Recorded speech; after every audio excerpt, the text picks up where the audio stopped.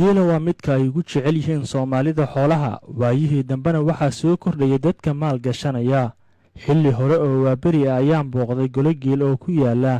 duleedka magaalada Cadaado waqtigaas oo geeleydu isku diyaarinayeen bilaabitaanka howlmaalmeedkooda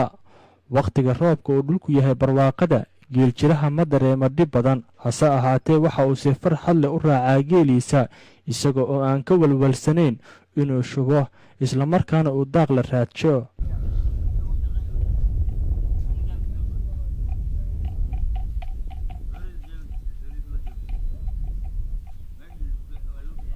ubadka geela subaxa horeeta lagama soo saaro xirada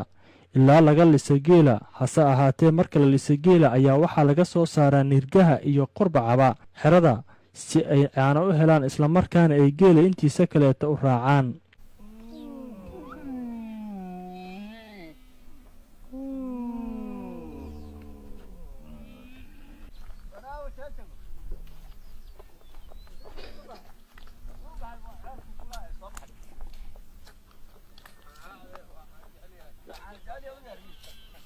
geel jiraha magacyo gooni ayuu u kala leeyahay geela midba qiimo gooni ayuu ugu fadhiyaa hase ahaatee waxa ugu muhiimsan oorka geela gaar ahaan qoorka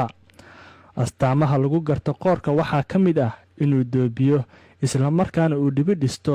isagoo sidoo kale ka muuqaal weyn oorta inteeda kale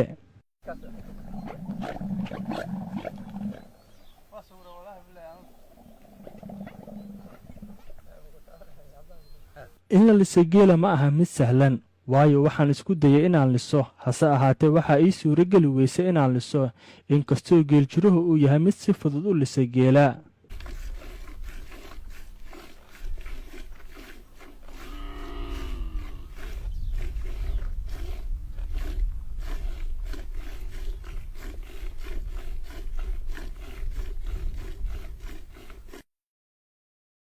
xeerka geeleyda waa in qof kasta oo golaha yimaado aan laga iibin caanaha isla markaana loo diidin hase ahaatee la siiyo caano uu ka dhargo xilliga la lisaya geela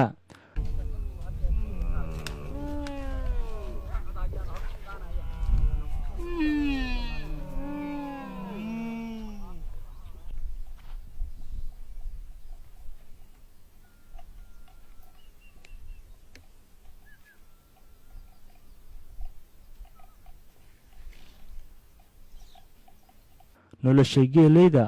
waa mid wanaagsan xilliyada roobka isla markaana ay degan yihiin dhul nabadeed